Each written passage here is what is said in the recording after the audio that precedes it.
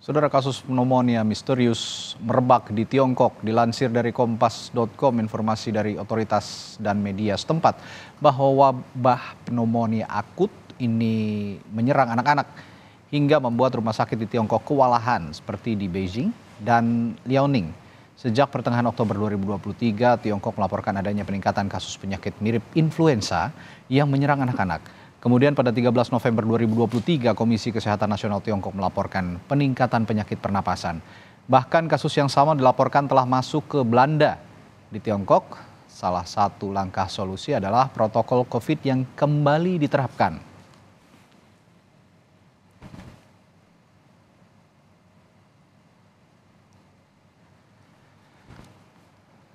Setelah COVID-19 mereda, kini Beijing melaporkan kasus pneumonia misterius. Rumah sakit di Tiongkok dilaporkan kewalahan menangani pasien. Lalu bagaimana persebaran pneumonia misterius ini dan apa antisipasinya untuk khususnya di dalam negeri di Indonesia? Kita akan membahasnya bersama epidemiolog dari Griffith University Australia, Diki Budiman, secara daring melalui sambungan Zoom.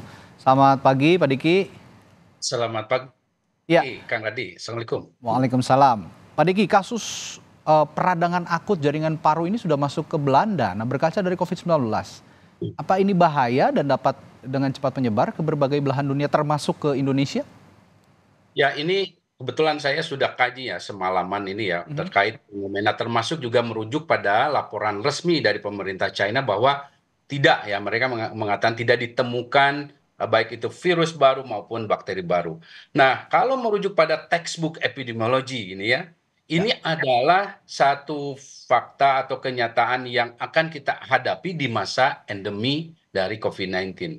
Karena begini, secara teori ketika kita sudah mencapai kekebalan komunal ya pada herd immunity itu dan kita masuk pada situasi endemi, maka kita akan mengalami yang disebut juga turnover dari populasi karena selalu akan ada jeda celah penduduk yang belum memiliki imunitas. oke. Yang mana umumnya selalu pada penyakit infeksi endemik itu adalah anak.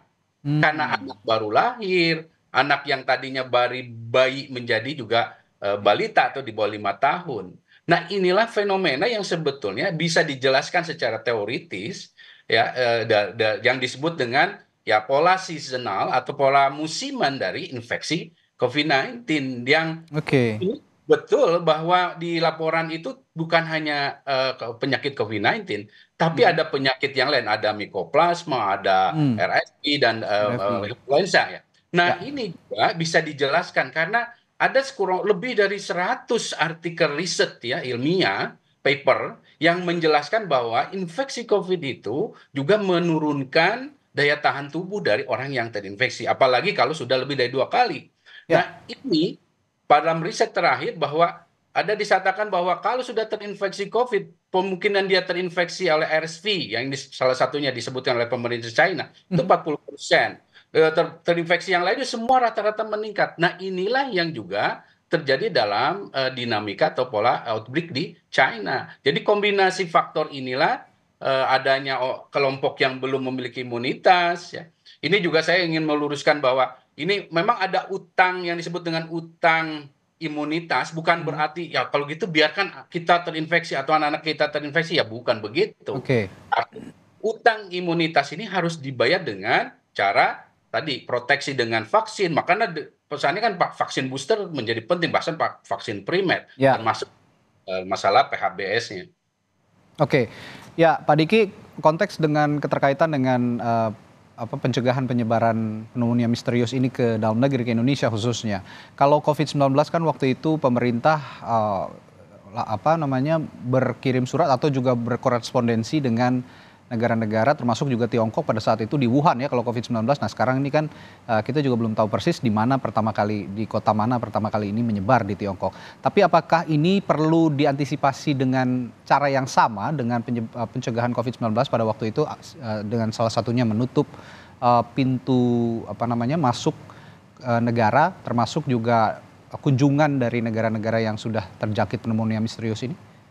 Saat ini belum ya, Belum ya? dan kira melihat ke data sekali lagi, Mhm. jadi mungkin saya ingin menyampaikan juga pada publik melalui Kompas TV bahwa Oke. setelah penjelasan pemerintah China yang juga sudah diamini ya oleh WHO, artinya ini sudah bukan pneumonia misterius Oke, lagi. bukan lagi Ini misterius. betul, ini adalah Ya. pneumonia yang disebabkan oleh beragam patogen. Oke. Ada virus, ada bakteri. Bakterinya Mycoplasma, virusnya bisa SARS-CoV, bisa juga influenza dan lain sebagainya. Nah, dalam konteks ini tentu kewaspadaan di pintu masuk tetap harus dijaga. Dan pesannya adalah memang kita nggak bisa belajar dari pandemi, baik itu SARS ya. Karena begini, baik SARS maupun COVID-19, Mhm. dua-duanya, kenapa yang membuat ini panik? Dua-duanya tuh diawali dengan namanya undiagnosed pneumonia infection gitu. Oke. Jadi ini yang membuat banyak pihak jadi khawatir karena dua pandemi itu diawali tidak terdiagnosanya satu kejadian pneumonia infection. Nah, Oke. tapi dalam konteks saat ini kita masih belum melihat ada ke arah seperti itu. Bahkan kalau bicara potensi pandemi amat sangat kecil, Mas Oke. Raditya.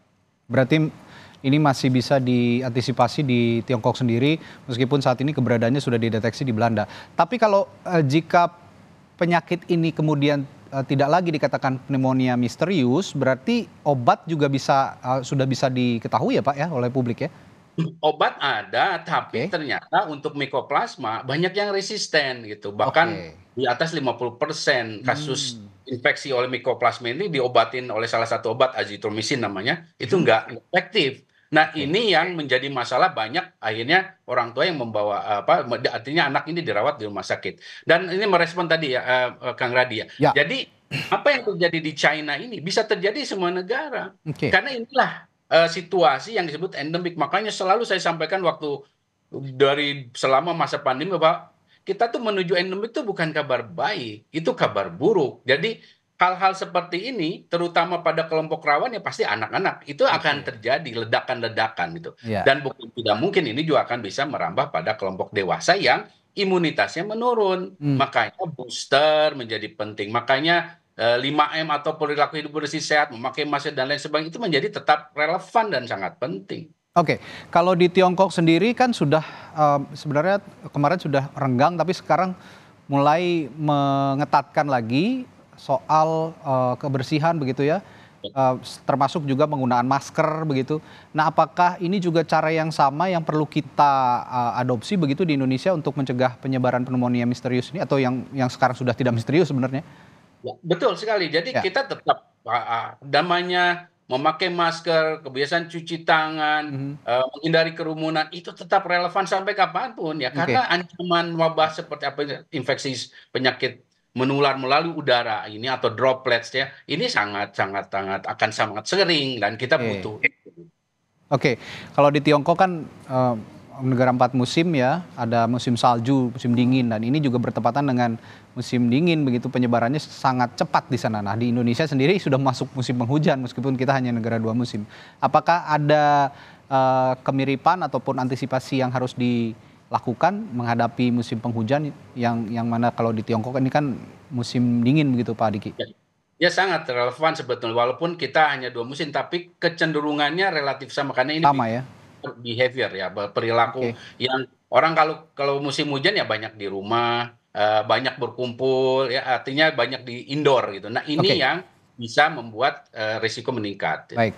Nah, yang perlu dicemati Pak Diki, terakhir dari persebaran pneumonia misterius ini atau pneumonia ini, terutama di Indonesia, apa saja yang harus dicermati dan bagaimana antisipasi semestinya yang dilakukan pemerintah? Ya, pemerintah harus memperkuat surveillance influenza like illness atau Oke. ILI ya, yang ini ada di semua fasilitas pelayanan kesehatan karena ini jadi alat untuk monitor kasus. Kedua, ya kita tingkatkan lagi literasi kewaspadaan dengan perilaku hidup bersih sehat antara lain ya 5M-nya ya. Termasuk pemerintah harus menggencarkan kembali yang saat ini menurut saya loyo ya tentang vaksinasi, baik itu Hmm, vaksinasi untuk primer yang mhm, apalagi anak-anak ini banyak yang belum ya oke, vaksinasi COVID-19 termasuk boosternya baik itu oke. pada anak maupun pada kelompok-kelompok terutama kelompok rawan ya booster ini dan ini kalau bicara primer dan booster saya sarankan itu tanggung jawab pemerintah lah jangan bayar ya tapi kalau masuk kelompok rawan tadi tapi kalau Mhm, untuk populasi umum yang akan ya itu ya bisa saja berbayar oke. tapi Untuk yang tadi, saya sarankan ini adalah tanggung jawab pemerintah. Karena ini untuk menekan pola musiman ini kan akan terjadi juga di Indonesia. Dan supaya apa yang terjadi di China tidak terjadi di kita, minim lah gitu ya. Ya. Ini yang harus kita lakukan. Ya, yang kalau kayak saya catat artinya begini Pak Diki, masih relevan ya COVID-19 ini, apa maksudnya vaksin COVID-19 ini diberikan sekarang-sekarang ini, berarti masih relevan, terutama jika ada gejala-gejala penyebaran pneumonia yang terjadi di Tiongkok ini ya Pak Diki ya? Sangat relevan. Dan Baik. alhamdulillah kita kan punya Bio Farma yang sudah punya vaksin Ya, dalam negeri, betul. yang harganya tentu murah. Dan ini yang harus dimanfaatkan Oke. betul.